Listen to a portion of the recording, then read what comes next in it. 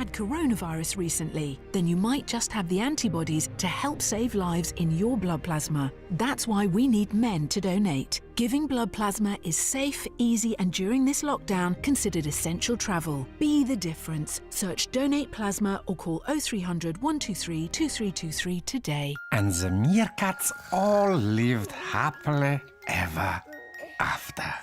Oh, look, Sergey. The meerpups all sleeping. Oh, Sergey. Sergey. Oh, for goodness sake, Sergey. Get your paws on the limited edition Sleepy Oleg toy. Only with a qualifying purchase through Compare the Market. Only available before the 14th of December 2020. All claims must be made within 10 days of purchase. T's and C's apply. The jump season is up and running, and as always, it's those that pay close attention to the details who more often get the results. Like on the Betfair Exchange, where you can find great odds on racing. And Betfair are giving all customers a free £5 exchange bet on the Betfair Fighting Fifth this weekend. Place your free bet, then enjoy the race live at 2:05 on Saturday. Small details, big results with Betfair. Max one free £5 exchange bet per customer. Free bet stake not included in returns. T's and C's apply. 18 plus. BeGambleAware.org. This Black Friday, get 25% off the Hive Smart Thermostat. It works seamlessly with your existing heating and smart speakers, so you can control your heating with your voice. Alexa, turn the heating on.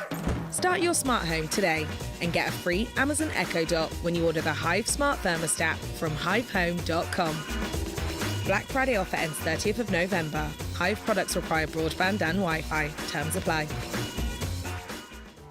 Save £30 on Ancestry DNA until Cyber Monday and discover the people, places and journeys that led to you. All for the lowest price of the year. Buy your Ancestry DNA kit today for just £49. Price excludes shipping costs. Offer ends 30th November. At Wix, we put customer safety at the heart of everything we do. But right now, that doesn't just mean goggles, steel toe caps and yellow helmets. It means 2-metre distances paying by card and safety screens at checkouts. So whether you want to shop with us in-store or click and collect, let's do it right safely. Wix. At Morrison's this Christmas, our British beef roasting joint from our butchers is $4.99 a kilo, and our fresh whole salmon from our fishmongers is also $4.99 a kilo. Morrison's, making Christmas special.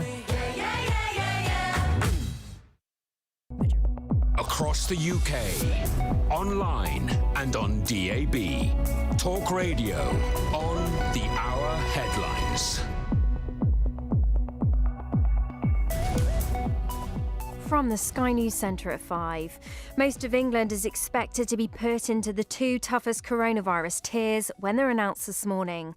The Health Secretary will outline which level of restrictions each local authority will fall under when lockdown ends next week. The Mayor of Greater Manchester, Andy Burnham, says his region could remain under the strictest measures. I think it's fair to say that we are heading at some speed to the Tier 3, Tier 2 borderline. Given the figures that we're showing. Diego Maradona has been described as a genius and the greatest footballer of all time following his death at the age of 60. The Argentinian suffered a heart attack yesterday. Donald Trump has pardoned his former national security advisor Michael Flynn. The retired Army general had twice pleaded guilty to lying to the FBI during an inquiry into Russian meddling in the 2016 US presidential election. Iran has released a British-Australian academic who was jailed for spying in exchange for 3 Iranians detained abroad. Kylie Moore Gilbert was serving a 10-year sentence for espionage, which she strongly denies. The 33-year-old had gone on hunger strikes and spent long stretches in solitary confinement. Australia's Prime Minister Scott Morrison says he's thrilled and relieved. We kept up the hope, we kept up the prayers too. I've always believed in miracles, and I'm just thankful for this one as well, to see Kylie coming home. She seems to be, in our own conversations, in quite good spirits. But I imagine there's a lot of processing of this to go through yet. In sport, Liverpool suffered a 2-0 defeat to Atalanta, damaging their hopes of qualifying for the last 16 of the Champions League. Manchester City made it through to the knockout rounds after winning 1-0 at Olympiacos. And in the Scottish Premiership, Aberdeen went third with a 1-1 draw against Hamilton. And the UK's best city for finding work is apparently Manchester. The website Adzuna says that's partly thanks to the ratio between earnings and the cost of living. That's the latest. I'm Annie Green. Talk Radio. Across the UK, early breakfast with James Max on Talk Radio. And a very good morning to you. It's 2 minutes past 5 o'clock. Welcome along to the Early Breakfast Show with me, James Max, here on Talk Radio. It is Thursday, the 26th of November, and we're live from Frinton-on-Sea. I'm with you every weekday morning between 5 and 6:30 a.m. We've got all the big stories for you. Business news, personal finance, advice, front pages, and everything you need to know. After 6 this morning, I'll be joined by Graham Goodkind. He's the chairman and founder of Frank PR. He's joining me to review the papers. Also, we'll have our uplifting news story of the day. Later this hour, we turn our attention to your personal finances with Brianne Horn. And could we be getting into the festive sandwich spirit? We'll also find out how you could claim for winter heating bills and an urgent warning from HMRC. In the business news, was the Chancellor's statement any good for the markets? And also we look ahead to Aviva's results with Richard Hunter. And we'll find out who's caring for the carers. I'll be speaking to Good Morning Britain's resident doctor, Dr. Hilary Jones. And we go to the United States for overseas the markets and speak to Jane Mulkerrins. And this morning I'm asking you, well, yesterday the Chancellor spelt out the cost of COVID. Was it a price worth paying? Early breakfast with James Max on Talk Radio. So, a very good morning to you. It's coming up to 4 minutes past 5 o'clock this Thursday morning. And, of course, today is the day. Today is the day we find out which tier we will be moved into after lockdown comes to an end on the 2nd of December. And there is an element of me that says, yes, maybe we should be having that conversation. But to be honest, I think we all know that we're probably heading towards staying in a fairly similar to the tier that you were in before, except that the tier before had some restrictions which they've tightened up. So we're still going to be in lockdown in some shape or form. But look, shops will be opening, certain things will be opening. But the things that perhaps you do in your spare time, they are going to be very limited, and we know that. We also know that there are quite a significant number of restrictions on the ways that we go about our daily business, and that is going to be in place until or unless this vaccine gets the rollout. I'm going to be asking you about the cost of COVID. We heard yesterday from Chancellor Rishi Sunak. He spelt out the cost. I want to know from you this morning whether it was a price worth paying. 0344 499 1000. That's the telephone number if you want to get involved in the conversation. I will take your calls and comments in a few moments' time. Don't forget, by the way, we are streaming live on YouTube, on Facebook, and on Twitter if you want to join us. To the front pages first, though. The Metro says Maradona in the hands of God. That is reporting his death at the age of 60. Diego Maradona also makes the front page of the Guardian newspapers. But also, biggest UK slump in 300 years. Somebody did make mention, and by the way, if you know the answer, that something happened 300 years ago that was particularly extraordinary on the UK economy. It was the Great Frost. The economy was dragged down as frozen rivers, canals and seaports were disrupted with trade across Europe. It was very cold. Blimey, look at that. It went down minus 15%, the old economy of the country as a result of that. The Great Frost, eh? Okay, back to the rest of the front pages now that we've learned that. Every day's a school day. The Daily Mirror describes Diego Maradona as a hero, but also a villain, a cheat and a genius. It's a nice resume. Daily Mail, this is going to hurt Britain. Rishi spells out terrifying cost of COVID. Jobless hit 2.6 million. National debt will top 2.8 trillion pounds. And a grim warning. Years of tax rises ahead. The Sun, in the hands of God. Maradona dead at 60 is what they report on Daily Express. Richard's pledge to deliver on your priorities. But also a picture of Meghan Markle revealing her miscarriage agony. Also, that story on the front page of the Daily Telegraph, but to Rishi Sunak, our economic emergency has only just begun, he says. And also there's a picture of Diego Maradona on the front page there, who also makes front page of the Times newspaper. And COVID costs 3 years of growth to the economy. The Financial Times, Sunak warns of long-term COVID pain as borrowing hit £394 billion for the year. Meanwhile, the Daily Star, where was VAR when we needed it most? Okay. Right, so those are the front pages. As you can see, there's quite a lot of discussion about what Rishi Sunak had to say yesterday. Inevitably, I think this is pretty clear. The economic emergency has just begun. So I want to know whether the cost of all of this is worth it, and particularly as we head towards tiers. If you think, by the way, that suddenly we're coming to an end of our COVID nightmare and we're all going to be released on the 2nd of December, of course some things will loosen up. Gyms will open, some shops will open, etc. But if you think you're going to be going back to restaurants and pubs and all that sort of stuff, no. Normality of any kind is unlikely to return to this nation until at least April. And Easter. I think Easter is the target and the goal, and that would have been a year since it all started. 11.3% is the worst fall in output for 300 years. £394 billion is the highest borrowing in peacetime history. 2.6 million unemployed is the forecast for next year. £550 billion is the cost of the COVID pandemic. I mean, it's like a sort of, I don't know, a year of government expenditure. I mean, it's just shocking how much money this is all costing. But I want to know, was it worth it? 0344 499 1000. And also whether the Chancellor and indeed the government had any alternative. Because I know that there are some who say, well, we should have locked up, as it were, kept safe. Let's use those words, shall we? Those who are older and vulnerable, and let everybody else get on with it. The problem is that there would still be a huge cost to our economy. Why? Because countries around the world have shut down and international travel is pretty much off the menu. And yeah, we have our travel corridors, but when you're running at 20% of capacity, you're going to see some massive losses.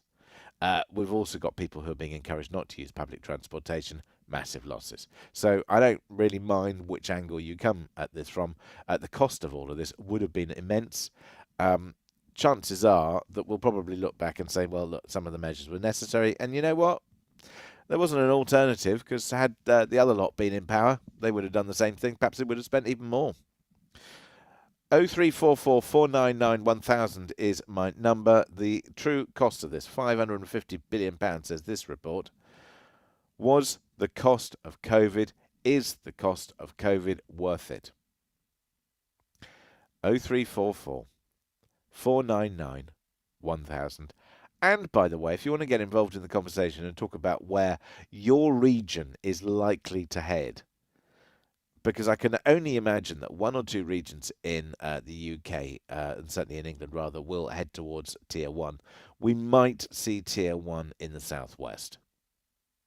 I would suspect that the indications are that London, and indeed any other region that was in Tier 2, including Essex, will probably head back into Tier 2, but I would have thought that a whole load of further regions will also be in Tier 2.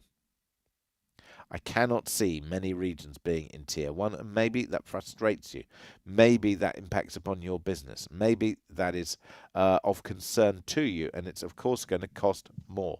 Was the cost of COVID worth it, is what I'm asking. But I'm also asking about you and your situation, because I think psychologically, I know we're all going to get a respite over Christmas, which arguably is hello, good evening, and welcome to COVID to the 3.0. I mean, I know that they didn't have a choice, but you open up the country to everybody being able to drive around and go wherever they like. Yeah, okay, 3 households in one house, I get it. Christmas like we'd never seen before, blah-de-blah. But you do all of that, surely you are going to set back your fight against this virus, and we will be talking again at the end of January, the beginning of February, about new restrictions, because the numbers will have gone up again, and the costs will go up again. And then we'll be having all these conversations again, even though the rollout, hopefully, of the virus vaccine will have started. If anybody thinks that that's just going to be like, click, there it is, boom, done, think again.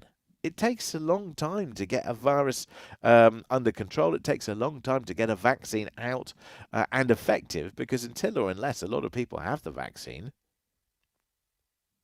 And I think yesterday we established on the programme from the data that's out there that, a majority of people will be happy to take it, 3/4 of the population. Anyway, if you want to get involved in that conversation, I'd like to hear from you. 0344 499 1000 is my telephone number. Was the cost of COVID worth it? You just listen to some of the measures, some of the numbers. Rishi Sunak has also confirmed that the government will cut $4 billion from its foreign aid budget in a move that prompted the resignation of a minister. Shameful and wrong by the Archbishop of Canterbury. Tory MPs, meanwhile, warned that tax rises would stifle enterprise at a time when the country needs wealth creators more than ever. I mean, we haven't had any tax rises yet, so I don't think you need to worry about that. But what I do think that we need to worry about is whether or not the cost was worth it, and whether it's right. 0344 499 1000 is my number. Mark is in London. Mark, good morning. Good morning. Good morning, James. The cost of COVID, was it worth it? No. I think, back in March, we had, virus come along as new. No one didn't quite understand what they were dealing with. We shut the city down. I think that was, potentially the right thing to do. But since then, no, I don't think it is. I think the cost, generations is as you said, is astronomical. I think the response right about now is, it's way beyond what it needs to be, what it should be. And I go back. What's the alternative then? The alternative is to let people go back to living their lives as they were before, and take their own. Yeah, but what about grown-ups. Okay, but one of the big costs of all of this is the fact that we don't see international travel. So we've got airlines and holiday companies in tremendous difficulty. That's not going to change if we change our policy, because, of course, countries around the world are responding in a very similar way to the way we are. So the costs are still, you'd still have to have the furlough scheme for those workers, wouldn't you? No, not necessarily. I think, because... What, just let them lose their jobs? Sorry? Just let them lose their jobs? No. I'm not saying let them lose their jobs. I'm saying, let people get back to work, basically. Yes, I understand that. I understand that. But a lot of the jobs that we're talking about are either in hospitality, and we know that the virus is highly transmittable in those sorts of scenarios. So are you saying to me we open up all the pubs and let people just get back to going to the pub and doing whatever they like? 99.7%, mild and survivable virus. It's not that much different from flu, to be honest. Everyone talks about flu, but that's what you say. But we're going to be hearing from Dr. Hilary Jones later. I think he'll say that it is quite different from flu.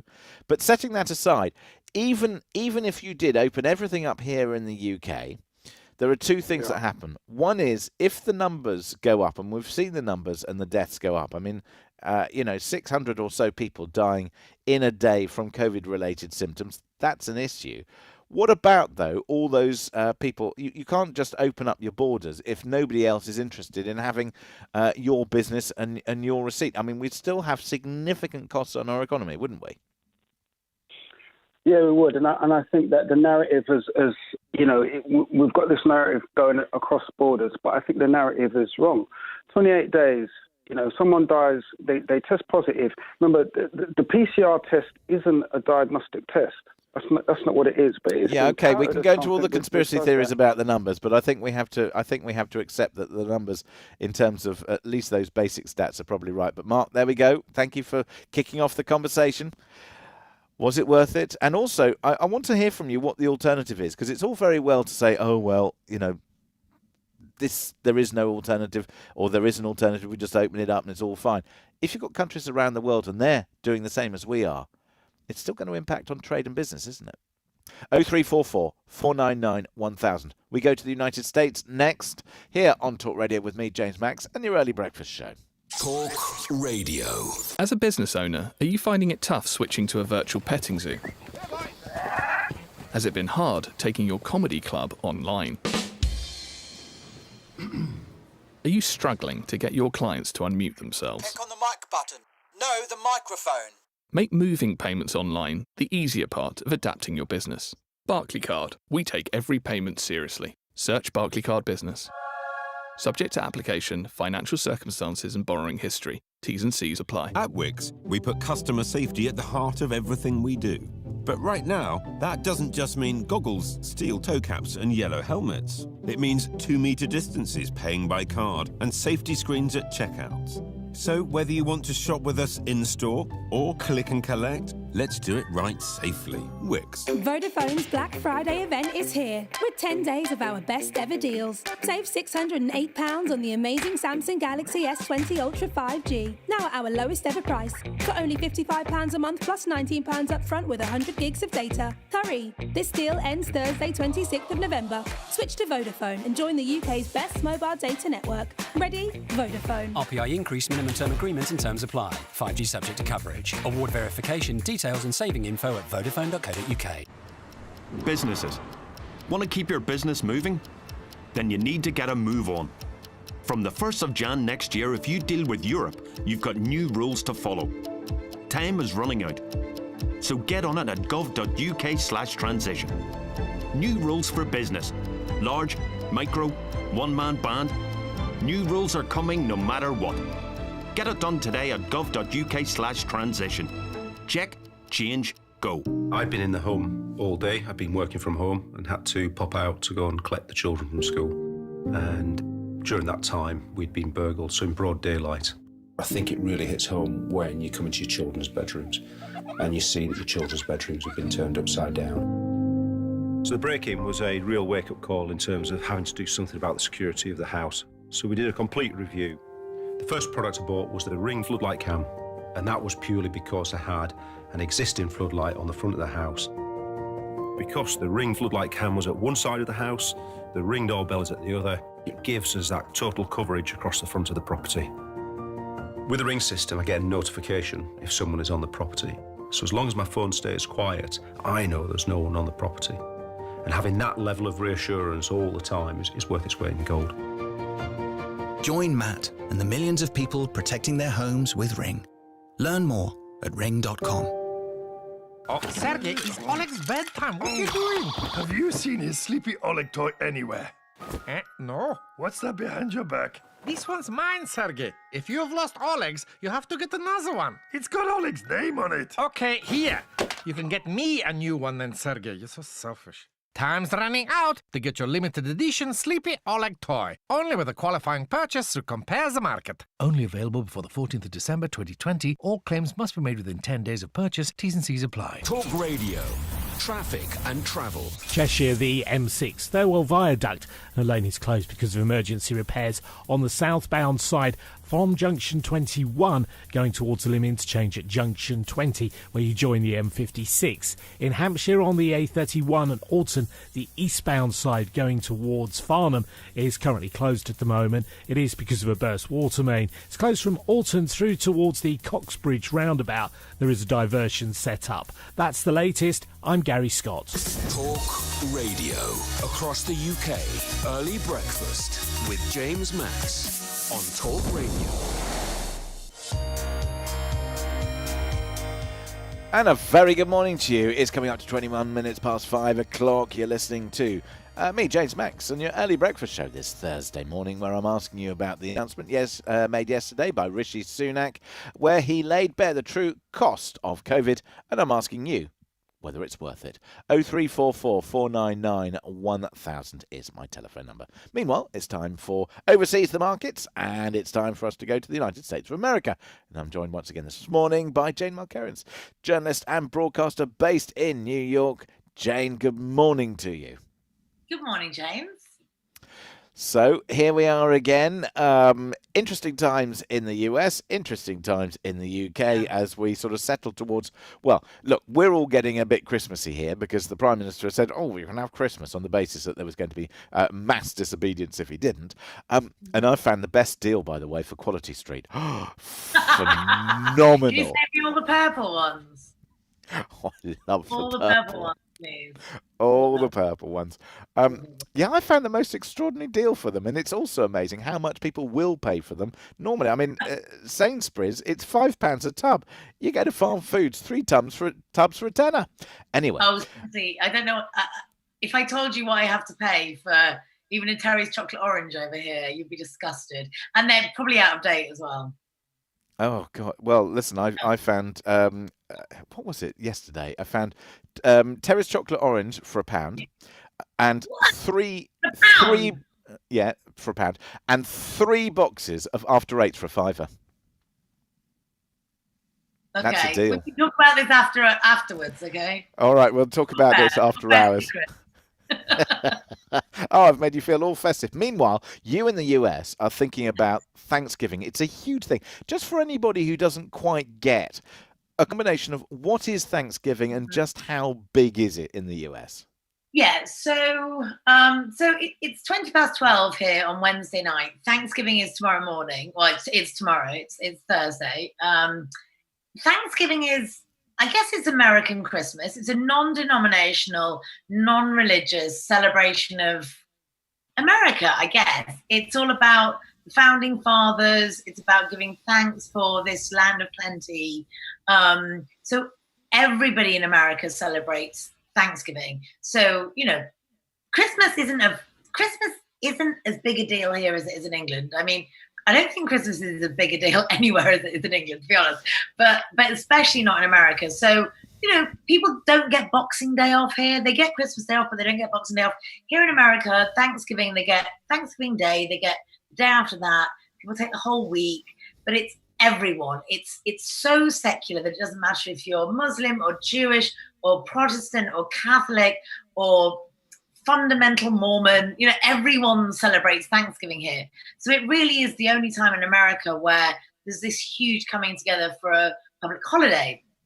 This year, it's very different because it is the only time really when all of America tends to travel to see their families. So normally it's a little bit like that Friday before Christmas in the UK when, you know, St. Pancras is full and Victoria is full and Heathrow is full, and it's kind of like that here normally.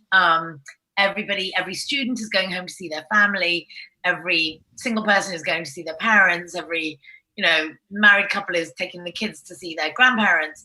It's normally like that. And today we have all been told to stay at home.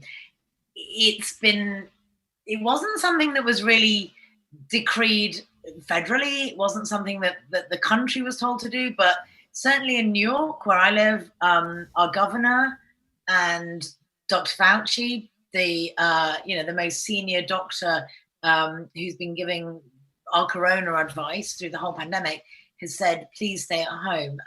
That we are advised to only celebrate Thanksgiving this year with our own household. I will confess to you that my whole household is me. And sometimes the rat that came to live with me in May. So I have gone to stay with some very close friends who don't live far away.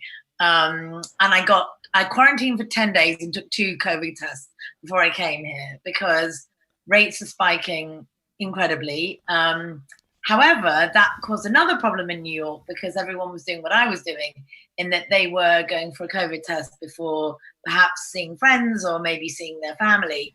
The walk-in test clinics, there were queues for up to 5 hours for people to do a walk-in test. So it's been one of those kind of extraordinary weeks in New York for sure, where people have been trying to be very safe, but it has proved just how enormous the weight of this pandemic is. Okay. That in order for people to feel safe, they're queuing for 5 hours on the street to get a COVID test.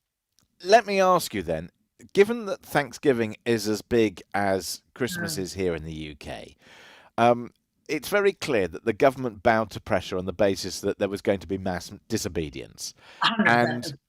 And so they've relented and they've said, do what you like for 5 days over Christmas. We'll pay the price later.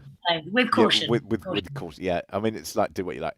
Right, Free households or whatever. I mean, it's going to be Yeah. chaos. The traffic will be terrible. People are going to be moving all over the country. It's like the university thing all over again. What the mistake they made in that situation, they should have said, we are going to cut university fees, we are going to keep university students at home for this term, and you are going to study online. There is absolutely no point in you going to your place of study. Quite why they didn't think of doing that, well, it's possibly because Gavin Williamson is in charge, and maybe he shouldn't be. We've got that situation. We've also got this situation where mass disobedience, because the government was so incompetent at getting rid of Dominic Cummings, it happens. Absolutely. So, perfect storm. Having said that, in the US, I mean, there's this same attitude, or is there now the attitude that, you've got an outgoing president who wanted one view, you've got an incoming one who wants a different one. Are people going with the new one and saying, okay, look, we've got to battle this thing? Yeah, it's really interesting, James, because I think it's a confluence of a few different things here. So for sure, earlier in the year, and particularly over the summer when, things were spiking in some of the very Republican states, but Trump was still refusing to advise even a mask policy. Those states were still rebelling. It is very interesting now that we've got an incoming president who is certainly going to institute a federal mask policy, and also is making it quite clear that he's working very closely with governors to have a much stricter, maybe not a federal procedure, not a lockdown, but a much closer and more cohesive national policy. Governors have started to advise their populations in a much more cohesive way than has ever been the case for the whole year. It's very interesting. Even those very red states are leaning towards much tighter regulations and restrictions. However, that is also combined with some of those states seeing a torching of coronavirus in a way they've never seen it. So, some of those upper Midwestern states like South Dakota, North Dakota, Iowa, I mean, they've never really seen the numbers like they're seeing before. And it wasn't as real to them as it is now. So I think it's a confluence of all those things. But I definitely think that this incoming president, and knowing that there's going to be much more cohesive policy than there ever has been before, is definitely forcing the hands of some governors. They're not going to have support from the top to rebel against, a policy that accepts that coronavirus is a very real threat. I mean, there's 12.8 million cases here right now. We're getting a million new cases every 5 days. The numbers are undeniable. It is, absolutely. And there we must leave it. Happy Thanksgiving. Jane McCurran's journalist and broadcaster. Thank you so much for joining us once again here on Talk Radio. Next, we'll be speaking to Dr. Hilary Jones, finding out who's caring for our carers. That's coming up after the very latest news headlines at 5:30 here on Talk Radio with Annie Green. Talk Radio. Half-hour headlines. Most of England is expected to be put into the 2 toughest coronavirus tiers when they're announced this morning. The Health Secretary will outline which level of restrictions each local authority will fall under when lockdown ends next week. The Mayor of Greater Manchester, Andy Burnham, says his region could remain under the strictest measures. I think it's fair to say that we are heading at some speed to the Tier 3, Tier 2 borderline. Given the figures that we're showing. Diego Maradona has been described as a genius and the greatest footballer of all time following his death at the age of 60. The Argentinian suffered a heart attack yesterday. Donald Trump has pardoned his former national security advisor Michael Flynn. The retired Army general had twice pleaded guilty to lying to the FBI during an inquiry into Russian meddling in the 2016 US presidential election. Iran has released a British-Australian academic who was jailed for spying in exchange for 3 Iranians detained abroad. Kylie Moore Gilbert was serving a 10-year sentence for espionage, which she strongly denies. The 33-year-old had gone on hunger strikes and spent long stretches in solitary confinement. Australia's Prime Minister Scott Morrison says he's thrilled and relieved. We kept up the hope, we kept up the prayers too. I've always believed in miracles, and I'm just thankful for this one as well, to see Kylie coming home. She seems to be, in our own conversations, in quite good spirits, but I imagine there's a lot of processing of this to go through yet. In sport, Liverpool suffered a 2-0 defeat to Atalanta, damaging their hopes of qualifying for the last 16 of the Champions League. Manchester City made it through to the knockout rounds after winning 1-0 at Olympiacos. And in the Scottish Premiership, Aberdeen went third with the 1-1 draw against Hamilton. And the UK's best city for finding work is apparently Manchester. The website Adzuna says that's partly thanks to the ratio between earnings and the cost of living. That's the latest. I'm Annie Green. Across the UK, online, on DAB, and on your smart speaker. Late Night with Christo Fufas on Talk Radio. Big topics, big opinions, big conversations, and a place to have your say. So phone Christo and let's put the world to rights. Late Night with Christo Fufas. Weeknights from 10 on Talk Radio. Talk Radio. Across the UK, early breakfast with James Max on Talk Radio. And a very good morning to you. It's coming up to 5:33. You're listening to me, James Max, with your early breakfast here on Talk Radio, where I'm asking about Rishi Sunak's comments yesterday and announcements, and I'm asking you whether the cost of COVID is worth it. 0344 499 1000. We will turn our attention to business and the markets and personal finance a little bit later on in the show. But there was something else I wanted to talk to you about, and that's because pandemic pressures have resulted in carers neglecting their own well-being, and I'm delighted to say that this morning I'm joined by Good Morning Britain and indeed Lorraine's resident doctor, Dr. Hilary Jones. Doctor, good morning to you. Good morning, James. How are you?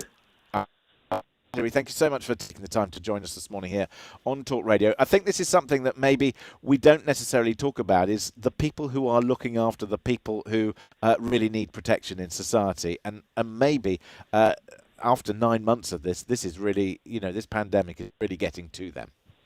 There's no doubt about that. I mean, we have to ask ourselves who cares for the carers who do so much. They're the unsung heroes. They do so much for the disabled, the ill, the elderly. Often they are unpaid. They spend a great deal of time, and they save the NHS a huge burden of care themselves and financial support too. So we need to remember that this army of non-professional carers need support. The trouble is that during the pandemic, things have been really very much tougher for them. We know that they're working an extra 6 hours a week on average, according to research by the online pharmacy Pill Time.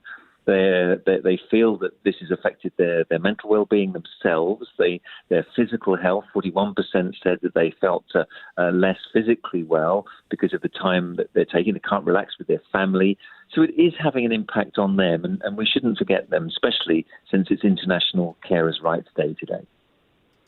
And as we talk about those aspects of our carers, and there we were talking to Jane Mulkerrins just before in New York, where in America we're still seeing a spike, 1 million new cases every week, and we still have people here in the UK. I've received all sorts of comments this morning telling me off for the fact that we shouldn't take this so seriously. We should, with the cost is too high, and so on and so forth. Can we just put this into the context of COVID?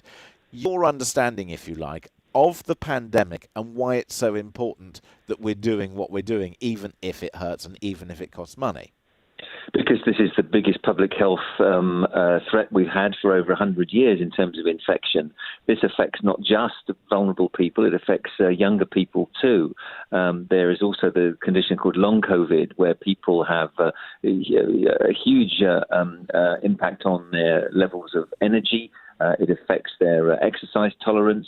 Many feel that they struggle to breathe for many months afterwards. This is an unknown virus. We know it's very transmissible. We know it's potentially very dangerous, but we really don't know how it lasts or whether it will mutate into something else.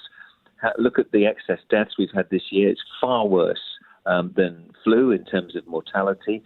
We have to take this seriously because this pandemic itself is bad enough, but it could well be the herald, if you like, of other pandemics, other viruses, as we're seeing increasing numbers of zoonotic viruses like this that are coming our way. We've had MERS, we've had SARS, we've had avian flu, now we have coronavirus, and we really must wake up to the threat that infection poses. Just in terms of the carers, how does this impact on personal lives? Because sometimes, we talk about carers as a sort of group of people, but I guess sometimes we forget that away from the caring, they've got to have some kind of life. And yes, of course, we can all make sacrifices in the short term, but I'm assuming longer term, those sacrifices play into a whole myriad of issues and problems that people have to then deal with, whether it's mental health or indeed just physical well-being.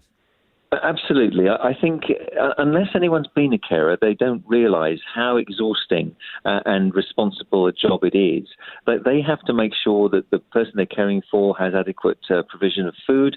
At the moment in the pandemic, they're spending longer in queues, waiting for that food in shops. They might be doing shift work themselves. They're struggling with their own job and struggling to find the time to do the caring. They have to wait in for deliveries increasingly. Medication juggling is really important. We know that only 50% of people who are taking their medication correctly, and that has huge implications. Medicines management is a complex issue.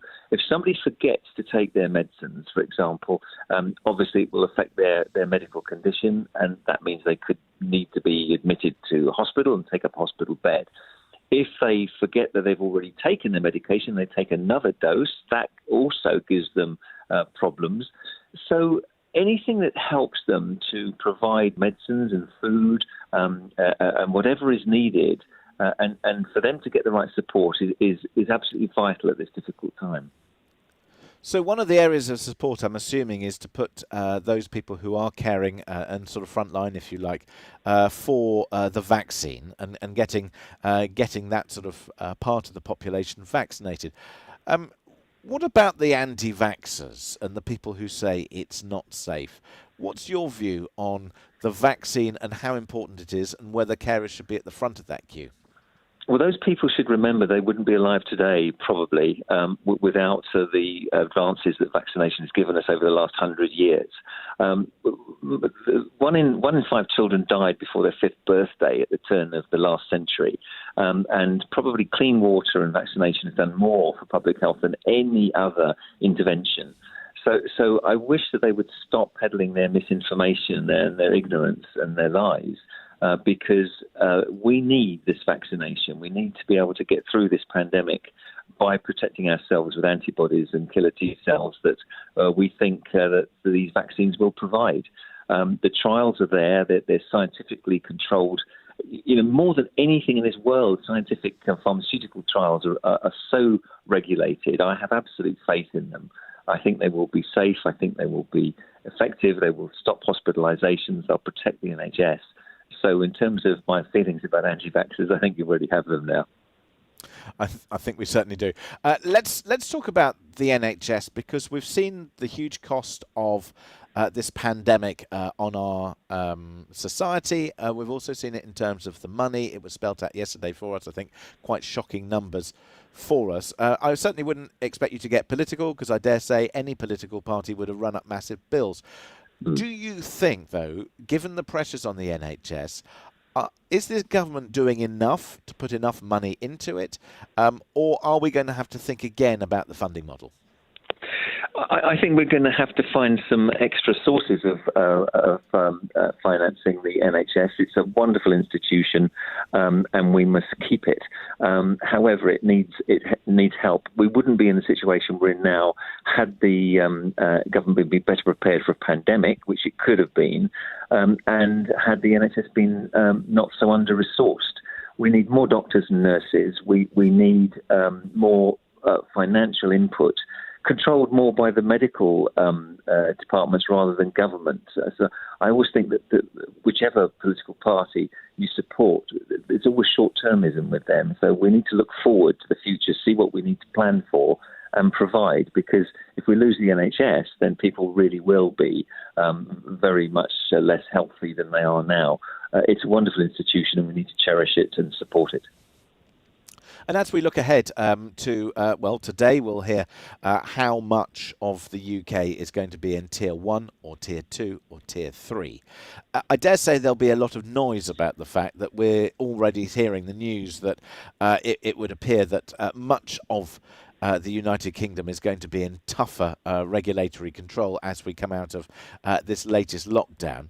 Do you support these tougher rules, these tougher tiers that we're being put into? Is the government doing the right thing? Yes, absolutely. I believe the vast consensus of medical opinion is, look, we're barely controlling the pandemic at the moment with the national lockdown. To release us from the lockdown with easier measures too quickly is a big mistake. It'll undo all the good work we've done. We're nearly at the end of the tunnel. We've got vaccines on the horizon. If we can just wait a little bit longer, if we can be a bit more patient as a society, forget about big parties at Christmas, stay responsible and safe, let's get through to spring, and then I think we can look forward to a much more normal life next year, more holidays again, that we're all looking forward to, a better social life again, and getting back to normality. But to undo it all now by being impatient and wanting to go out there and party is a big mistake. Does that mean that you think that we shouldn't be ending lockdown on December the 2nd? I think that lockdown is it has its problems and its complications. We know that there are excess deaths caused by people not going into hospitals and doctors' surgeries, for example. We know that there are less people being diagnosed with diabetes as a result of not going to see their doctor. People can't get their cardiac rehabilitation after heart attack. So these are bad things which lockdown has as a consequence. However, we need still to be careful. So essential workers, yes, we need them at work. If somebody has to travel, then they have to travel. But I think the luxurious things, the holidays and the social visits that aren't necessary at the moment should wait. So I think we can come out of really strict lockdown. But I think if every single one of us are responsible, we'll get through this much quicker. So I guess yes or no.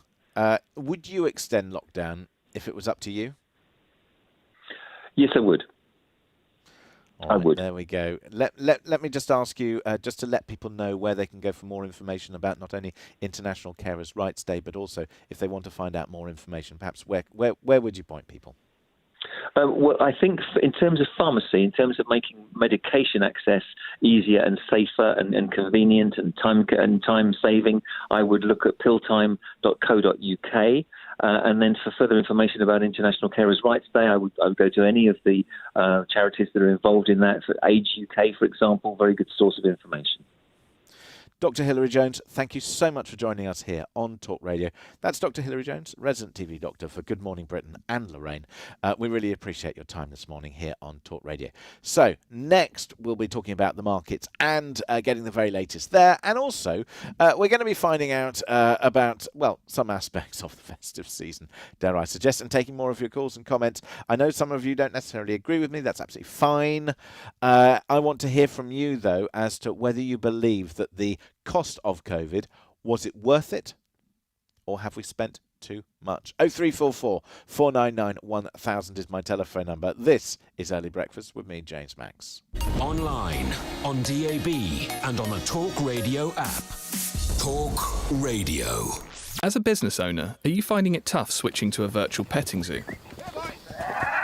Has it been hard taking your comedy club online? Are you struggling to get your clients to unmute themselves? Click on the mic button. No, the microphone. Make moving payments online the easier part of adapting your business. Barclaycard. We take every payment seriously. Search Barclaycard Business. Subject to application, financial circumstances and borrowing history. T's and C's apply. This Black Friday, get super reliable Sky Broadband Superfast for just £25. And now with anytime calls. So everyone can stream, game and share. Because we guarantee you get the speed we promised or money back. It's now only £25 a month for 18 months plus £19.95 setup. For new and existing customers, hurry to sky.com. Offer ends November 30th. Prices may change during contract. Sky Fibre area speed varies by locations. Average download speed 59 megabytes. Speed to hub must drop below minimum download speed 3 days in a row. 1 month's refund more at sky.com. This Black Friday, get a spectacular 50% off Sky Sports when you take Sky Signature for £25 a month. Enjoy unrivaled live Premier League coverage. As good as it gets. Every F1 race. And many more unmissable live sporting events. For new and existing customers, visit sky.com today. Offer ends November 30th. New 18-month minimum terms for Sky Signature and Sky Sports. Discount on out-of-contract pricing with 18-month minimum terms. Set up £40, kit loaned at no cost. Imagine how it'd feel to win £10,000. Like you'd smashed it. With Set for Life, you could win £10,000 every month for 30 years. Set for Life from the National Lottery. Your numbers make amazing happen. Play Thursday online or on the app. Prize may be capped. Account terms, rules, procedures and game-specific rules apply. Players must be 16 or over. Businesses, time is running out.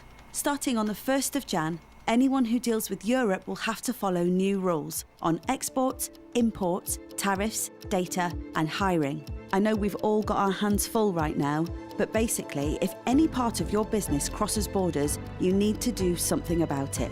Now. This is happening. So make sure you have everything covered. We haven't got long. Start now at gov.uk/transition. Check, change, go. Somewhere there's a story of a missing Christmas letter. Not here though, because Lidl's award-winning drinks are better. With the world's best Cremant de Loire brew for $8.49 and Hortus gins and liqueurs from just $9.99. Lidl. Big on a Christmas you can't believe in. Subject to availability, selected stores, excludes NI. At Wickes, we put customer safety at the heart of everything we do. But right now, that doesn't just mean goggles, steel toe caps and yellow helmets. It means 2-metre distances paying by card and safety screens at checkouts. So whether you want to shop with us in-store or click and collect, let's do it right safely. Wickes. Food, glorious food. I'm hungry for some more. Meals for every mood. My pizza's already at the door. Meerkat Meals, now with 50% off pizzas at Papa John's and Pizza Hut delivery for a whole year. Only with the Meerkat app. Wonderful food. Glorious food. Qualifying purchase, one membership a year, £30 minimum spend. App only, geo restrictions and T's and C's apply. Talk Radio. Traffic and travel. Kent on the M2 and a lane is closed going towards the coast. It's that eastbound side from Junction 5, Sittingbourne to Junction 6. There's only one lane open. This is because of a crash on the M25 on the Hertfordshire stretch. Lanes closed from Junction 25, the A10, round towards Junction 26 at Waltham Abbey. That is because of recovery work. In Worcestershire, the M5, a lane is closed southbound from Junction 5 to 6, Droitwich through to the Worcester turning. That is because of recovery work. I'm Gary Scott. Kevin O'Sullivan, Saturday and Sunday mornings from 10 on Talk Radio. Kickstart your weekends with me, Kevin O'Sullivan. Outspoken. They really think they're going to pull the wool over our eyes with this nonsense. Outrageous. People are mad as hell. And often out of control. 394,999. 399,999. 409,999. When the big stars talk, they talk to me on Talk Radio. Kevin O'Sullivan, Saturday and Sunday mornings from 10 on Talk Radio. Talk Radio. Across the UK. Early breakfast with James Max on Talk Radio. Coming up to 5:50, good morning. Early breakfast underway with me, James Max, and to the markets now. The FTSE 100 index was up 41 points, 6,391 is where that stood yesterday. Over in New York, of course, we're closed and heading towards the holidays and just into Thanksgiving. Well, the Dow Jones was down 173 points, 29,872, knocked off the 30,000 crown that it managed to achieve. Meanwhile, the Nasdaq was up a cheeky smidge, up 57 points at 12,094. Joining me this morning, Head of Markets at Interactive Investor, Richard Hunter. Richard, good morning. Good morning to you, James. So we've seen the most extraordinary rally in the markets, presumably driven by the fact that there is now light at the end of the tunnel, even if we're still very much in the tunnel. We were hearing from Jane Mulkerrins earlier that we're seeing further spikes in the US of the coronavirus. Here in the UK, lockdown continues. Even if we move out of lockdown on the 2nd of December, it's lockdown in all but name. In the short term, very serious and dark clouds. Presumably the markets see blue skies and sunny times ahead. Well, that's partly the function of the market, what they call in technical terms a discounting mechanism. In other words, it's trying to take a view of what the world might look like in 6, 9, 12 months' time. And obviously, on that basis, what we're seeing is investors trying to look to the post-pandemic world, and that's why the markets have been on something of a tear recently. But you're absolutely right. In the meantime, the reality of the situation is that today cases are rising, especially in the States. Deaths are rising as well. They're getting into more localised lockdowns, as well as the ones that we've seen here in the UK. So it does seem like something of a strange one, that the market should be firing ahead on all cylinders, whereas the reality, of course, on the ground is that we still have a little way to go, because we're now in this gap between discovery and distribution of the vaccine. And of course, what we don't know yet is quite how long the rollout of the vaccine might take. So the vaccine, if you like, gives us a cause for hope. Perhaps coming back to more other matters, there are two things probably weighing heavily on UK markets and the economy. One, of course, is the cost of all of this and clearing that up, and how long that's going to be, the long tail, if you like, of the financial COVIDs.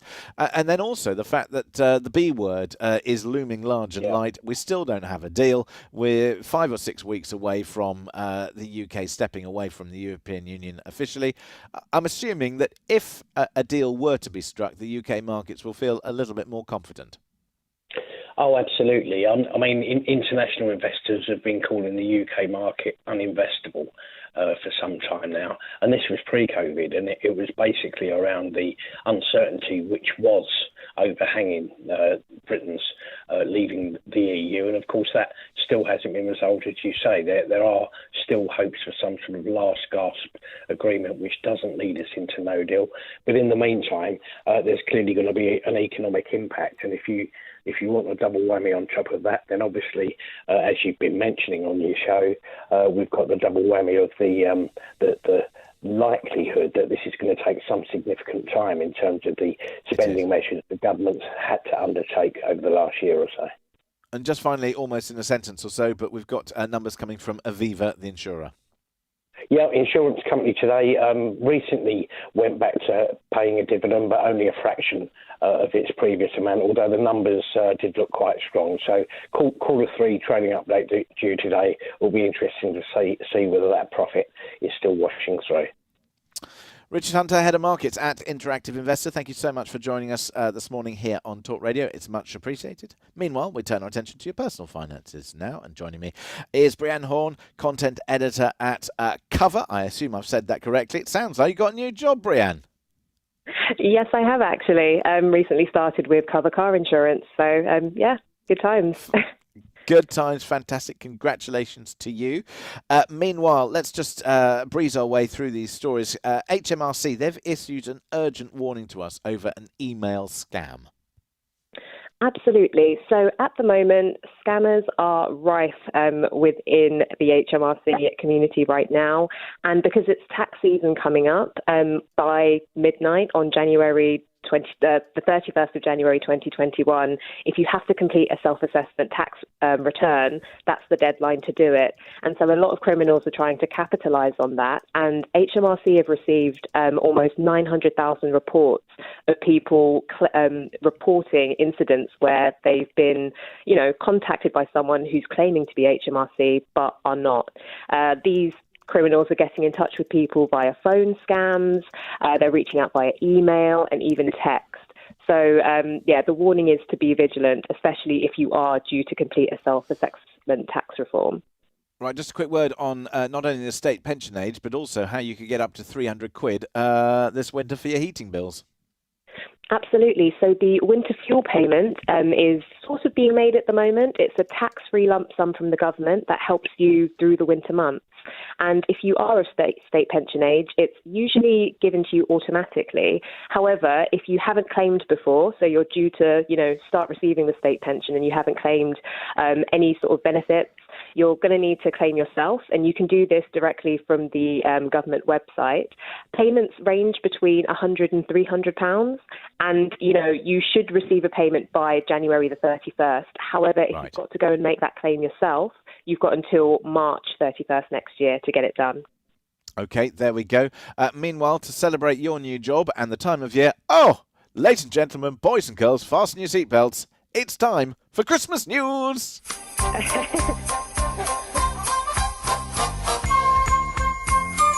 Now, I know this is Christmas news, but you've got the best Christmas sandwich taste test. Should we be eating these things?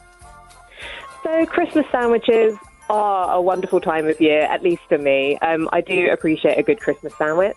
And here we have top of the list is the M&S Turkey Feast. It will set you back £3.30, and it got a 14 out of 15 according to the Sun's taste test, which is, decent value. It scored highly for tasting like a traditional Christmas dinner. Lots of turkey, herb stuffing, smoky bacon, and lots of cranberry juice. Who else should we be looking at? My personal favourite, Pret Christmas Lunch, is up there. It costs £3.89, 50p of which goes to fighting homelessness, which is a big plus for me. But I think it's got a great combination of stuffing, cranberry juice. It lost points for having too much spinach this year, but I like spinach, so that's not really a big deal for me. I'll definitely be buying it. Some sandwiches to avoid: the Costa British turkey and trimmings toasty. So in theory, that should be quite nice. Christmas dinner, a bit of a cheese toasty on the side.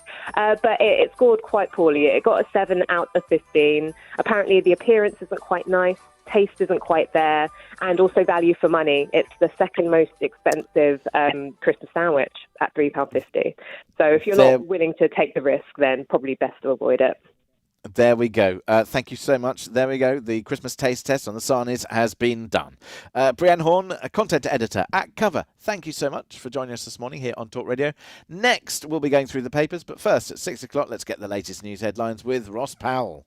Selected stores excludes NI. It's Black Friday at TalkTalk. Say goodbye to 2020 and hello to a huge deal with the first 3 months free on our 24-month fibre plans. So say bye to broadband bills until 2021 and hi to average speeds of up to 145 megabits per second, a powerful Wi-Fi hub and no mid-contract price rises. Take a broadband bill break with 3 months free fibre. Search TalkTalk Black Friday. TalkTalk for everyone. Offer ends 2nd of December. T's and C's apply. Subject to local availability. $4.95 post and packing where router is required. Welcome back to Sausage and Egg McMuffiners and Hash Brown in the Middlers. Welcome back to Red or Brown Sauce Debaters and Latte 1 Sugar Drinkers. And welcome back to those who drive through. We know you missed us. We missed you too. Welcome back to the breakfast you love at McDonald's. Takeaway, McDelivery or drive-through. Served until 11 a.m, subject to participating restaurants' opening hours and menu choices. We're facing the biggest health challenge of our generation, and we've shown that together we're stronger than ever. But to keep making a difference, we need to support each other. If you're a man and you've had coronavirus recently, then you might just have the antibodies to help save lives in your blood plasma. That's why we need men to donate. Giving blood plasma is safe, easy, and during this lockdown, considered essential travel. Be the difference. Search Donate Plasma or call 0300 123 2323 today. Running your own company's pension scheme can take a lot of time, and that's valuable time you're not spending running your company. It's time for change. Let Evolve Pensions run it for you. Since 1988, we've been helping businesses increase members' pensions, reduce charges, and take away the strain of running a workplace auto-enrolment scheme with our pension solution, Crystal. Let Evolve take care of your pension so you can take care of business. Text Evolve to 60777 now. Evolve's Crystal is authorised by the Pensions Regulator. At Nissan, we integrate innovation and technology into our cars to help you live richer. To make your drive a lot less and a lot more. To find the Nissan that's right for you, join us at our Innovation Celebration event from the 2nd to the 30th of November and get an extra £500 deposit contribution towards a Nissan Juke, Qashqai and X-Trail, available at 4.99% APR representative. Search Nissan. Available on PCP Nissan Finance. Order by 30th November. Register by 17th December. Participating dealers only. Excludes Vizia. T's and C's apply. Visit nissan.co.uk. At Tesco, every little helps goes way beyond helping with your shopping. A little help is donating 2 million meals a month to local communities. Or supporting 350 young farmers to get started. A little help is training over 1,000 community cooks with Jamie Oliver. Or helping us build a new football pitch. It's 5,000 free phones from Tesco Mobile. So we can all stay connected. A little help makes a big difference. Tesco. Every little helps. Equivalent meals based on average monthly donations in 2019 and 2020 and 420 gram meal weight. Across the UK, online and on DAB. Talk Radio on the Hour Headlines.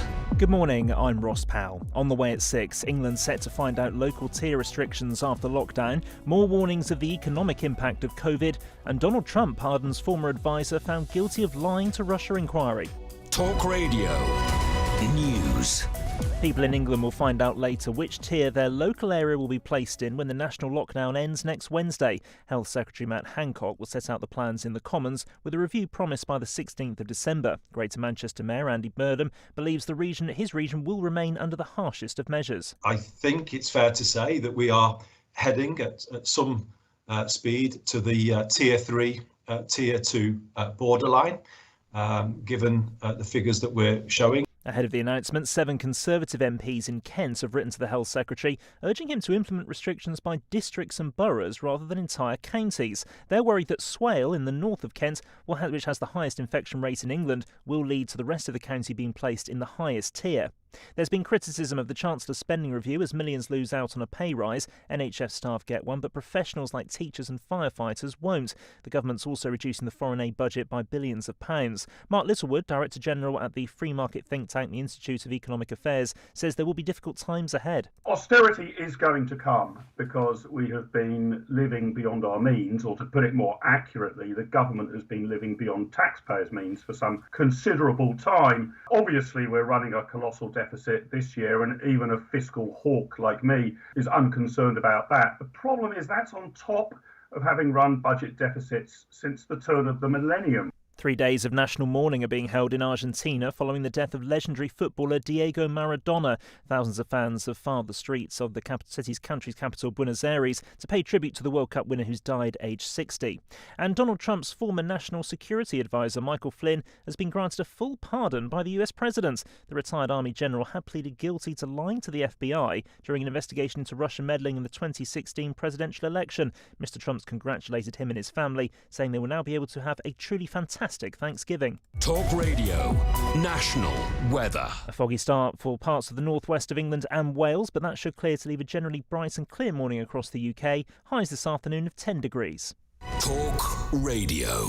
Every Black Friday deal acts like it's a mind-blowing, once-in-a-lifetime deal you'd be crazy to miss. Well, doesn't it prefer a Black Friday deal without the spiel? Like broadband for just $17.99 a month, plus a £50 reward card. A Black Friday deal that's actually a great deal? That'll do. Search PlusNet Broadband now. Offer ends 2nd of December. CPI plus 3.9% increase in June 2021, then each March from 2022. 18-month contract. New customers only. Reward card claim by email within 2 months. Terms apply. Across the UK, early breakfast with James Max on Talk Radio. Very good morning to you. It's just gone 4 minutes past 6 o'clock. You're listening to Early Breakfast with me, James Max, here on Talk Radio, where I've been asking you about the response, or your response, to Rishi Sunak's comments yesterday, in which he indicated just how much the COVID response has cost. I think a lot of us taken by surprise by the hugeness of the numbers and indeed the long tail of dealing with the COVID costs, and I've been asking you whether it's worth it, and many of you getting in touch on the social and digital medias at Talk Radio and at the James Max if you want to have your say. We'll come to those in a minute. Meanwhile, it's time now for us to turn to the papers.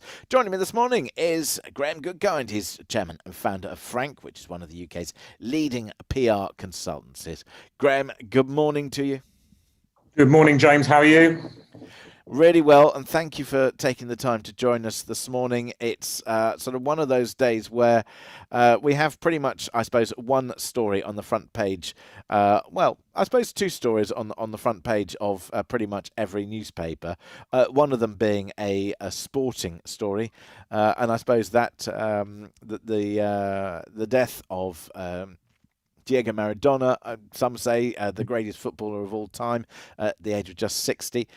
3 days of national mourning in Argentina, apparently, has been announced. Meanwhile, let's go to the papers to look at what they're leading with. The Metro leads with tributes for the footballer Diego Maradona, who's died from a heart attack aged 60. Just on that, Graham, I mean, look, we look at him from a slightly different perspective. One or two people getting in hot water for making comments, perhaps in his relationship to British or English football all the years ago, the hands of God comments and all that sort of business. Was he that great? I mean, it's a story I was very sad about. I'm a big football fan, and I remember seeing Maradona play and marveling at his skills. And it's kind of been a bit of a sad ending for him in the last few years. You've seen him sort of quite obviously decline in health, and when you think of him as an athlete in full throttle, taking on defences, scoring goals and being brilliant, you sort of get a bit sad when you see someone you really respected and admired obviously not looking after himself from a physical point of view, and obviously a very relatively young death as a result of probably it sounds like quite an excessive lifestyle. I mean, he was famous for being busted for drugs at one of the World Cups, and obviously his weight became a serious issue.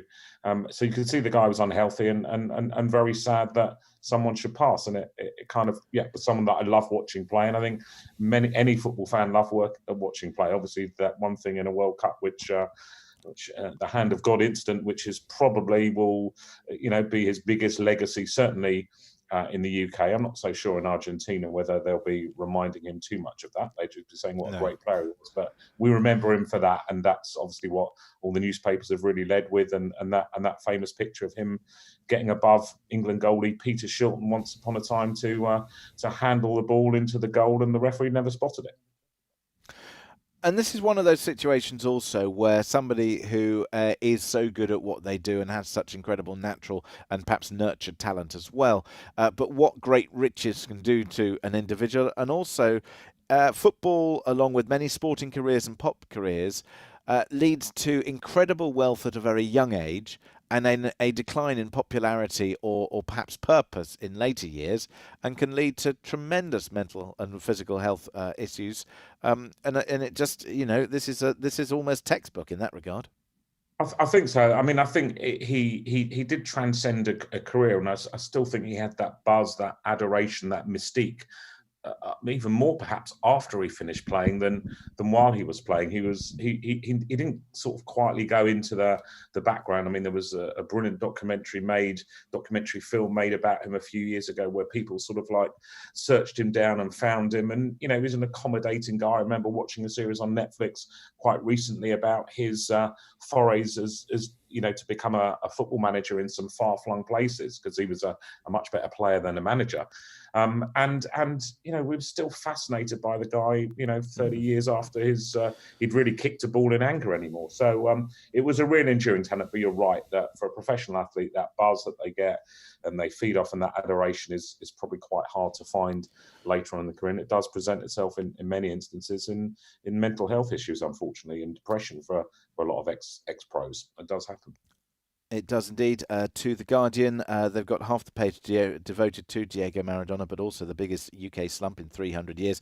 We learnt earlier in the show that the 300 years ago, the thing that caused the most significant negative impact on the economy was the Great Frost in 1709. The economy was dragged down as a result of frozen rivers, canals and seaports, disrupting trade not only here in the UK but also across Europe. Meanwhile, the Daily Mirror leads on Diego Maradona. The Daily Mail, this is going to hurt in Britain. Rishi Sunak spells out the terrifying cost of COVID. I've been asking my listeners this morning, was the cost worth it? Graham, from your perspective, you work in an industry that's been, really quite disrupted by all of this, not necessarily curtailed in the same way that perhaps pubs and other places are, but certainly disrupted. Is the cost worth it?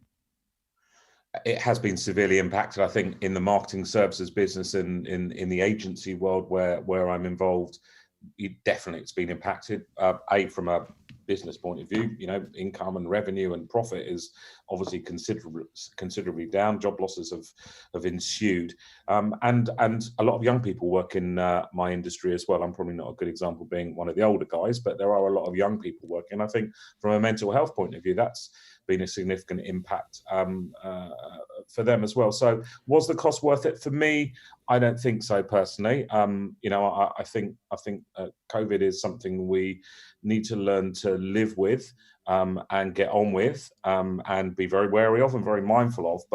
But this kind of black or white, shut down, not shut down, lockdown, not lockdown, tiers, it's very confusing. It's led to a massive decrease in confidence. Certainly I've seen from lots of clients a massive uncertainty, and uncertainty is the worst thing. You kind of rather have the worst thing is uncertainty. You'd rather have something definitive than the uncertainty, and as soon as we can get away from that, obviously the better. And I think better for everyone and lots of other industries too. Well, indeed. Just some comments here on the socials. So Mark says, not conspiracy, but we have no excess deaths. He says the cases are being inflated based on the 28-day catchment.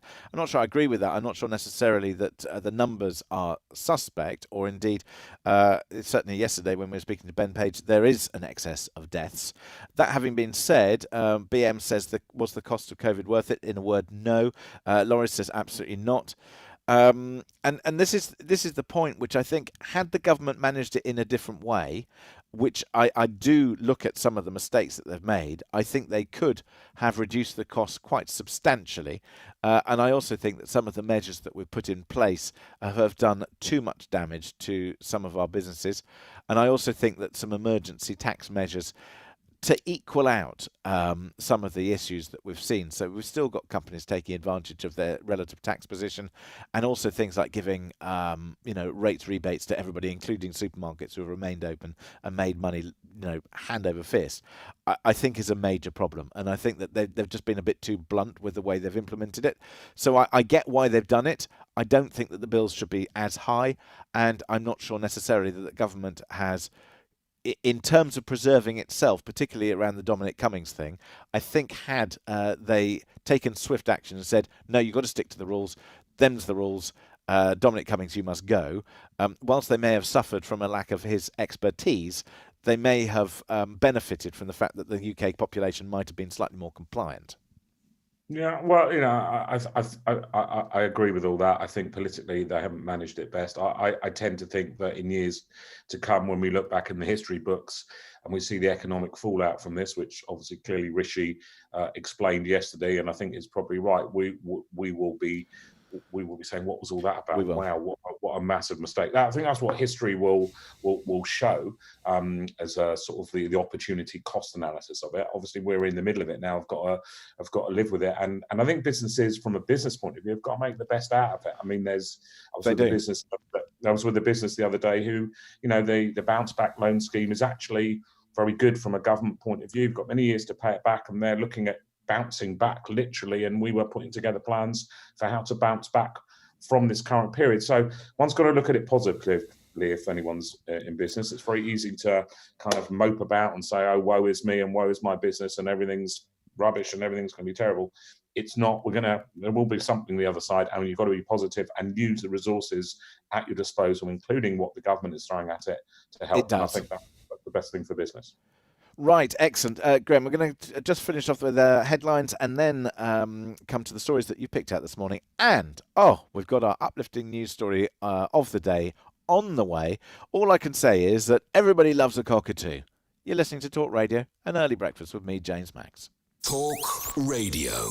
Busted boiler on a freezing day. Typical. Now we're spending more time at home. So before that happens, get a quote from British Gas on a new one. Spread the cost interest-free over 2 years and get £150 off or £350 off if you're an existing home care customer. And of course, we'll follow social distancing guidelines. Offer ends 30th of November. British Gas, here to solve. Search British Gas New Boiler. Conditions apply. British Gas New Heating Limited is a credit broker and uses a panel of lenders.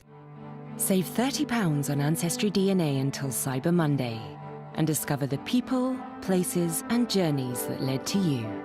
All for the lowest price of the year. Buy your Ancestry DNA kit today for just £49. Price excludes shipping costs. Offer ends 30th November. At Morrison's this Christmas, our British beef roasting joint from our butchers is $4.99 a kilo, and our fresh whole salmon from our fishmongers is also $4.99 a kilo. Morrison's, making Christmas special. Majority of stores subject to availability. Online varies. Beef is vacuum packed. As a business owner, are you finding it tough switching to a virtual petting zoo? Has it been hard taking your comedy club online? Are you struggling to get your clients to unmute themselves? Click on the mic button. No, the microphone. Make moving payments online the easier part of adapting your business. Barclaycard. We take every payment seriously. Search Barclaycard Business. Subject to application, financial circumstances and borrowing history. T's and C's apply. Imagine how it'd feel to win £10,000. Like you'd smashed it. With Set for Life, you could win £10,000 every month for 30 years. Set for Life from the National Lottery. Your numbers make amazing happen. Play Thursday online or on the app. Prize may be capped. Account terms, rules, procedures and game-specific rules apply. Players must be 16 or over. As long as you're not driving, close your eyes, clear your mind, and try to visualize nothing. Yeah, that's it. Absolutely nothing. Which is exactly what you'll pay for BT Broadband this Black Friday. Thinking about nothing feels pretty good when that's what you pay for superfast fibre. Why pay for broadband this Black Friday? Get 3 months free, then just $26.99 a month after that for 21 months. Visit bt.com today. Why wouldn't you? 24 months. New customers. 95% UK coverage. CPI plus 3.9% increase each March. From $34.99 from month 25. Terms apply. I've got a surprise for you. I've made us breakfast. Oh, We're not expecting anything, are we? Your McDelivery? Yes. That'll be mine. Give in to the delicious bacon roll from McDonald's. Served until 11am. McDelivery at participating restaurants. Delivery fee applies. Talk Radio. Traffic and travel. Cheshire on the M6, the Thirlwell Viaduct. That's between junction 21 to junction 20. The Lim interchange, the inside lane is blocked there because of emergency repairs. Worcestershire, the M5, a lane is closed southbound from junction 5 at Droitwich to junction 6 at Worcester. That is because of recovery work. It's the inside lane that's blocked. Hampshire on the A31, the eastbound side is closed from Alton to Farnham to the Coxbridge roundabout. That is because of a burst water main. That's the latest. I'm Gary Scott. Dell's Black Friday mega deals are live during our biggest business sale of the year. Save up to 50% on selected tech, including Dell's award-winning monitors. Speak with a Dell advisor today and get the right tech solution for your business this Black Friday. Call 0800 085 4878 or visit dell.co.uk/Black Friday work to shop Dell's biggest sale of the year. Limited availability. T's and C's apply. Talk Radio. Across the UK. Early breakfast with James Max on Talk Radio. So, a very good morning to you. It's 19 minutes past 6 o'clock, and you're listening to me, James Max, here on Talk Radio, where we are turning our attention back to the papers. Graham Goodkind is the chairman and founder of Frank PR, which is one of the UK's leading consumer PR agencies. And we just pick up those headlines. So the Daily Mail, we were talking about in terms of this is going to hurt, talking about Rishi Sunak. The Sun leads on Maradona. Also, the Daily Express leads on both of those stories. The Daily Telegraph, Sunak, our economic emergency has only just begun. The Times says COVID cost 3 years of growth to the economy. Meanwhile, the Financial Times, Sunak warns of long-term COVID pain as borrowing hits £394 billion. And the Daily Star talks about Maradona there. So there we go. Those are the front pages. I did mention that everybody loves a cockatoo, which rather leads me neatly into what can only be described as today's uplifting news story of the day. This is the amazing moment where Popeye, the cockatoo, solves a difficult guessing game, and he even overcomes a disability to do it, apparently. This is a Sydney man. He's filmed the moment of a clever cockatoo, where peanuts are hidden in... it's just going absolutely wrong, isn't it? Peanuts are hidden under a cup, and then there are a couple of cockatoos which are looking over this, and then one of them is just looking at the peanuts, and it's just looking at the cups, and it just has no idea. Meanwhile, the other one suddenly looks over, taps the one that's got the peanuts under it, gets the peanuts, is rewarded. Oh, and everybody's excited about the fact that you've got a clever cockatoo. Who knew that that would be such an amazing story? And who knew that it would become an internet sensation? Well, it has. As I said, everybody likes a cockatoo. There we go. Graham, look, that's our uplifting news story of the day. I can sense your excitement. Should we turn our attention to the stories that you picked out this morning? And this is McDonald's. They're in the news because of this term cultural appropriation. Apparently, some people don't like it. Perhaps you could explain what the story is and what the hoo-ha is about. Yeah, sure. I mean, McDonald's introduced a new dish on their menu, I think a few days ago, actually, a jerk chicken sandwich. And they've been accused of cultural appropriation at its finest, mainly on social media, as a result of it. I mean, their new Christmas menu includes a double Big Mac and a Celebrations McFlurry. All sounds highly calorific, but it's the new jerk chicken sandwich which has caused the biggest stir, and obviously not for all the right reasons. And cultural appropriation is the definition of it is the adoption of an element or elements of one culture or identity by members of another culture or identity. It's particularly controversial when members of a dominant culture appropriate from disadvantaged minority cultures. And I guess that's where the jerk chicken bit comes from. It originates from Jamaica, comes from the indigenous Tamo people and Maroons, apparently, who are descendants of Africans who were enslaved in the Caribbean, and it dates back to 1655. So there's a lot of history there. There's also not one McDonald's, apparently, in Jamaica. So that's spawned quite a lot of negativity that I'm not sure McDonald's anticipated when they put this on the menu. But does it mean, though, that we shouldn't have anybody using the term, if you like, jerk chicken? So inevitably, there have been rows in the past where Nigella did some Italian recipes and the Italian said they weren't very Italian, and then she responded and said, look, it's my take on them. This is McDonald's take on a jerk chicken dish. I mean, if you don't like it, don't eat it. Does it matter that they've called it that? Or should they just say it's a spicy chicken sandwich? Well, perhaps. I mean, that's the point. I did look at the recipe, and that's it. Kind of the devil is in the detail, I guess, of this. And apparently, in real jerk, you have 3 ingredients that are prominent: allspice, berry of a native plant called Pimenta doica, and Scotch bonnet peppers. The McDonald's jerk recipe has got none of those in it. It's got tomato puree, habanero chili puree, caramelized sugar, syrup, and some spices, some garlic, some ginger, and some basil. So clearly, there isn't much similarity with the original recipe, yet they've chosen to use the term jerk chicken to describe that. So I can see the point of the people that are having a pop at them. McDonald's would defend themselves as well, and there's two sides to the story, but it wasn't the smooth announcement that I think they expected when they put it on the menu. The other thing which is extraordinary is their double Big Mac that they put on for Christmas. Somebody hilariously said to me, well, they don't only find Big Macs at McDonald's. I'll leave that with you. Let's talk about Park Strife, which appears in today's Sun newspaper. Yes, and this is really a nice pun, a nice headline, and it's the fact that motorists are being driven crazy, squeezing into parking spaces as cars are doubling in size, and that's costing millions in bumps and dents and all those sort of repairs that cars needed. And cars have increased in size over the years, but parking spaces haven't. And I think that's the thrust of this one. And it's costing motorists millions of pounds in all the damage that it's causing. So cars are up about 55% in size than they were 50 years ago, when the parking guidelines, which are apparently 2.4 metres by 4.8 metres, were created.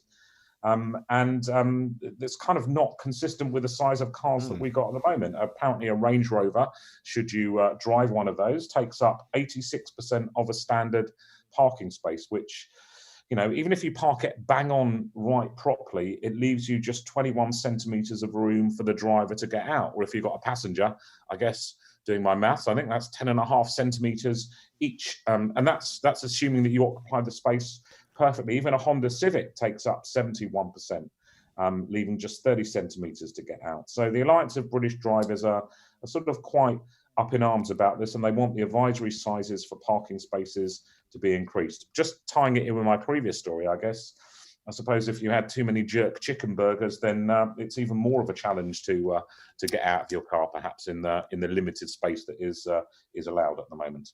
Might very well be. Now let's try and rattle through a couple more stories on the basis that time is against us, but doorbell camera footage might be going straight to the police next year. This is in today's Telegraph. Indeed, the UK police forces are aiming to have a standard online platform to allow crime victims to submit video of an incident. And it kind of bothers me, I don't know if it bothers you, it bothers me that so few crimes of burglary actually get solved. And, you know, I looked at some data from the Home Office that was in this story that said that where I live, which is the borough of Hertsmere, there were 338 residential burglaries, and 93% of them ended with no suspect being identified, and most of the country is in the 90s in terms of suspects being identified. So the police have got this platform. It's 19 forces have so far signed up for it, and basically everything from your doorbell camera goes straight into the police force, so they can solve a crime much more swiftly than they do otherwise. They piloted it with traffic offences and had a high success rate, so they're now using it for all the technology that I guess people have at their homes and home cameras and front wall cameras. Quick word from the Daily Mirror on us hoarding. Apparently we've got a lot of mobile phones, or old mobile phones, kicking about. We have, and it's a kind of environmental problem, and it's a story with apparently there's 55 million old mobile phones, and we've got 13 in each home on average. In London alone, there are 6.8 million mobile discarded devices, and they're kind of as a firm out there that's trying to encourage people to obviously do something good with them and recycle them or sell them or reuse them. But it's obviously an environmental risk, an environmental problem if we don't dispose of them properly. So yeah, I was amazed that there's so many about, really. And finally, to the military dog who charged through a hail of bullets. It's a lovely story. And sometimes we forget how important animals are in their military roles. Indeed, and I know, like me, James, you love dogs and are a proud owner of one. And this is the lovely story of Kuno. It was a 4-year-old. He was a 4-year-old Belgian Shepherd Malinois, and he tackled some Al Qaeda gunmen without hesitation. And he got presented with something called the PDSA Dickin Medal, which is the doggy equivalent of the Victoria Cross, for his devotion to duty.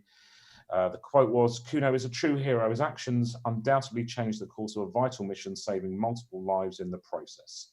He also then became the first military dog to have a prosthetic limb fitted, and is obviously kind of well looked after he tackled these Al Qaeda and really bad injuries.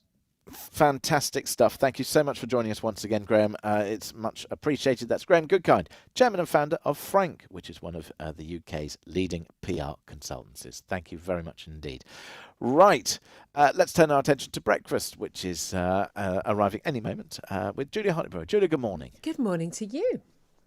So, presumably a little bit to talk about, what with the tiers about to be announced and an announcement by the Chancellor yesterday. Yeah, indeed, yes. In 5 hours' time, we're going to find out which tiers our homes are likely to fall into. Basically, very few in Tier 1, but lots in Tiers 2 and 3. Fingers crossed for parts of the country getting to still have, pubs and restaurants open and hopefully saving those sectors. So we'll be finding out what happens there. We're going to be talking about, of course, the spending review announced by Rishi Sunak. Some really very scary numbers he gave out yesterday. A lot of people rowing about the foreign aid cut. Yeah, because that's the number one thing on people's minds in the middle of the quagmire we're in. So we're going to be talking about that. Also, of course, tributes to Diego Maradona, who's died at the age of 60. And also following on from that revelation by Meghan, the Duchess of Sussex, about her miscarriage. We'll be talking about that as well. And plenty more besides. Plenty more besides, indeed. A packed breakfast coming up with Julia Hartley-Brewer next here on Talk Radio. I will be back tomorrow from 5. I hope you'll join me then. Meanwhile, it's time now to get the very latest news headlines at 6:30 here on Talk Radio with Ross Powell. Talk Radio. Half-hour headlines. Labour's shadow financial secretary to the Treasury has poured scorn on Rishi Sunak's spending review. James Murray says his party would have focused on growth for next year rather than cuts. We would have focused relentlessly on jobs and growth. Back in July, we were saying you need to focus on jobs. And then one of the most astonishing things I think the Chancellor said was that the economic emergency has just begun. Try telling that to someone who's been unemployed since March. The idea that the economic emergency has just begun when we've already lost 1 million jobs just shows how out of touch I think the Chancellor is. The Health Secretary will announce later which tier of coronavirus restriction each region of England will be placed in after lockdown. Matt Hancock will set out the plans in the Commons at around 11:30. A review of the measures is promised by the 16th of December. A former porter at London's Great Ormond Street Hospital has been charged with 84 sex offences against children. 55-year-old Paul Farrell is accused of targeting 7 victims over a 33-year period. He's due to appear at Wood Green Crown Court tomorrow. 3 days of national mourning are being held in Argentina following the death of Diego Maradona. Thousands of fans have filled the streets of the country's capital, Buenos Aires, to pay tribute to the legendary World Cup winner who's died aged 60. And Donald Trump's former national security advisor, Michael Flynn, has been granted a full pardon by the president. The retired Army general had pleaded guilty to lying to the FBI during an investigation into Russian meddling into the 2016 US presidential election. Mr. Trump's congratulated him and his family, saying they'll now be able to have a truly fantastic Thanksgiving. Talk Radio. National weather. A foggy start for parts of northwest England and Wales, but that should clear to leave a generally bright and clear morning across the UK. Highs this afternoon of 10 degrees. Talk Radio. Talk